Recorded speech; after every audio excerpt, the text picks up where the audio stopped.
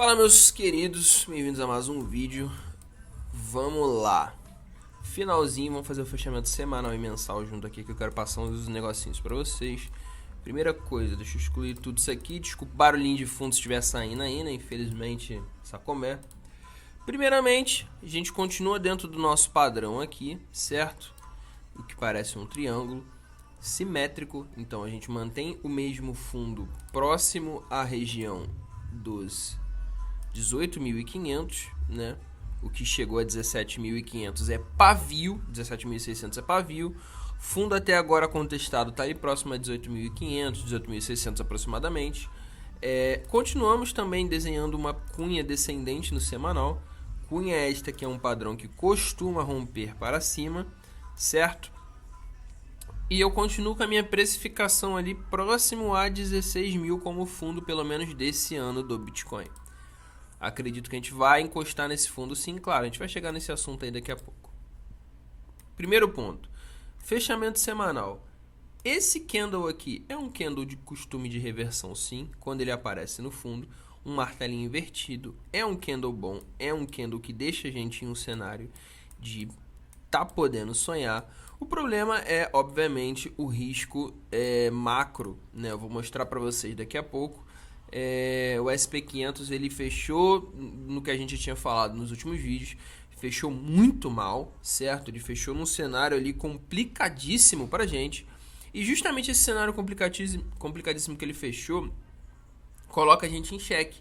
Mesmo esse martelinho aqui sendo lindo, né, através do rompimento aqui da região do 20.500, coloca a gente em um cenário excelente, e até futuramente, quando ou caso a gente fosse romper aqui a nossa cunha, digamos que fosse aqui nessa semana ou na próxima, a gente teria uma ida ali até 25 mil. Cara, seria bonito demais isso aqui, né? Se esse cenário acontecesse. Mas por que esse cenário aqui entra em um cheque absurdo? Por causa disso aqui. Deixa eu botar aqui sem ser o futuros. Olha como é que a gente fechou o futuro. O futuro não, como é que a gente fechou o SP500, né? Abaixo da média de 200, num cenário péssimo, com continuidade de alta possível tanto aqui no RSI quanto no MACD. Então quer dizer, a gente fechou em um cenário aqui onde tudo pode culminar em uma continuação de baixa para a próxima semana. Claro, 3.500 ali cravado tende a gerar uma bela zona de suporte? Tende, obviamente a gente espera que isso aconteça. Mas para isso aqui buscar o 3.500, pode ser que o Bitcoin sofra ainda mais. E esse é um ponto onde a gente precisa ter extrema atenção, certo? Outra coisa que eu quero mostrar para vocês, mas deixa eu ir pro mensal aqui rapidão, né? O fechamento mensal que era para eu ter comentado com vocês ontem, não comentei. Fechamento mensal, a gente ficou com um candle de indecisão, pavio para baixo, pavio quase igual para cima, corpo minúsculo, então a gente teve pouca movimentação direcional e um pavio muito feio.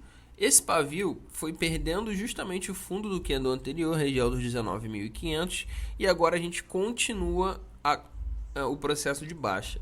Nesse momento, o nosso pico mais importante é a região aqui dos 18 mil dólares por unidade, 18.120 aproximadamente, que é a mínima do mês anterior. Porém, se o gráfico continuar esse processo que está aqui, pode ser que o MACD tenha uma reversão gráfica interessante. Ó.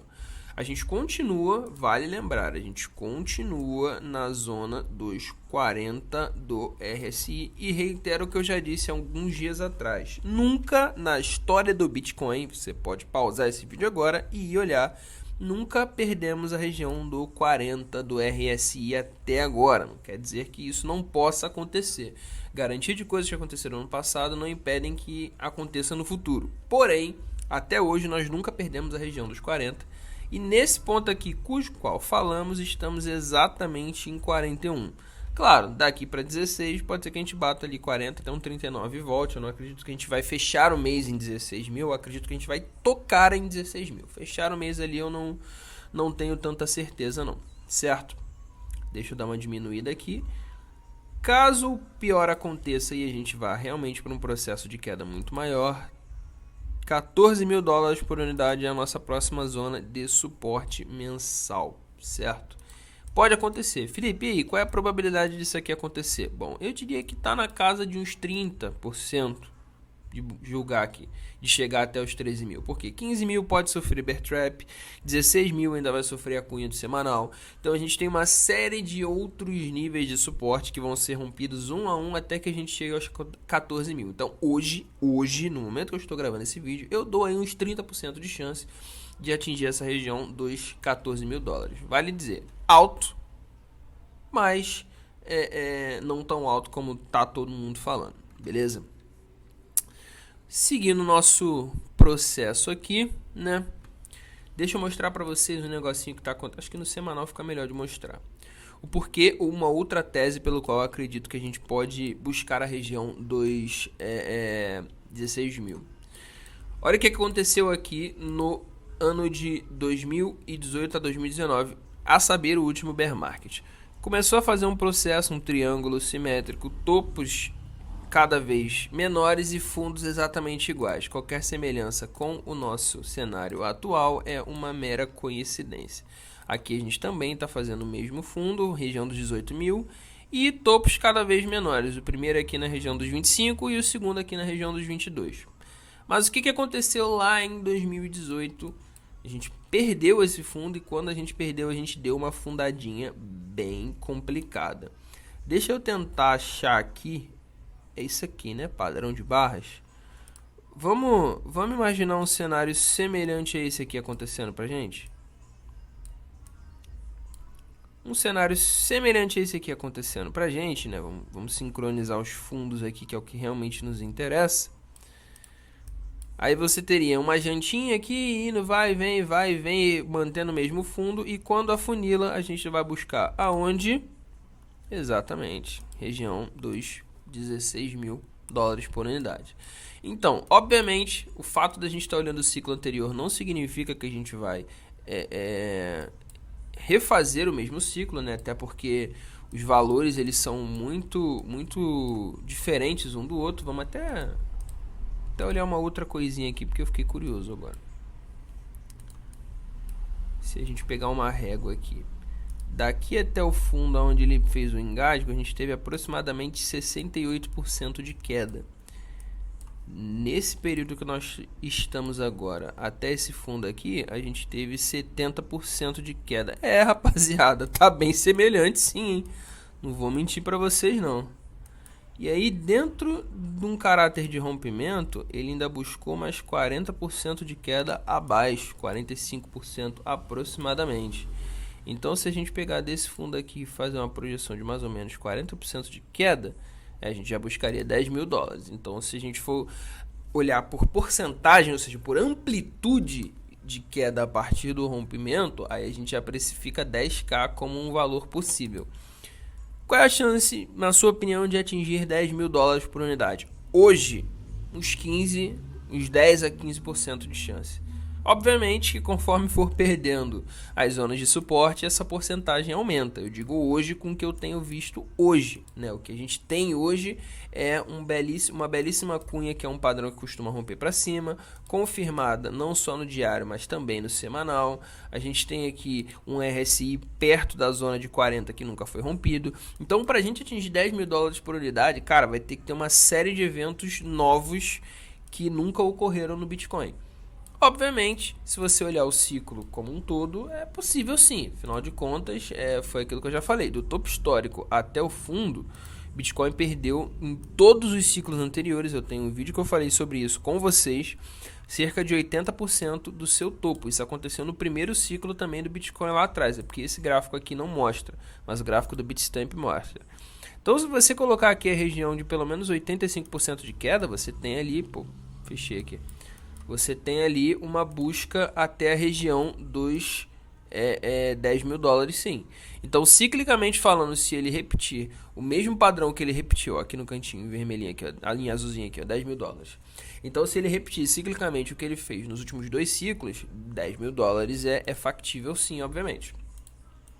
Mas é aquilo, essa porcentagem vai aumentando conforme as zonas de suporte são rompidas, que afinal de contas o mundo não é o mesmo que nós vivemos naquela época. Hoje nós temos uma crise onde o Bitcoin ele pode performar perfeitamente. A gente vai conversar sobre isso no TikTok, inclusive, sobre o que está acontecendo no Credit Suisse, que é o banco da Suíça, e o quanto que isso pode impactar, né? Fora guerras, né? E agora a Rússia querendo usar criptoativos, então quer dizer... Temos muitas teses aqui em questão de gráfico, então eu hoje estou olhando primeiro para 16 mil dólares por unidade. Vou até botar aqui uma linha bem dourada em 16 mil dólares por unidade, nossa Golden Line, certo? É ela que eu estou olhando agora, é ela que eu pretendo mirar agora. Fiz bastante compra aqui na região dos 17.400, na região dos 18 mil. Agora, minhas compras de fundo vão ficar apenas quando o gráfico atingir 16 mil dólares por unidade.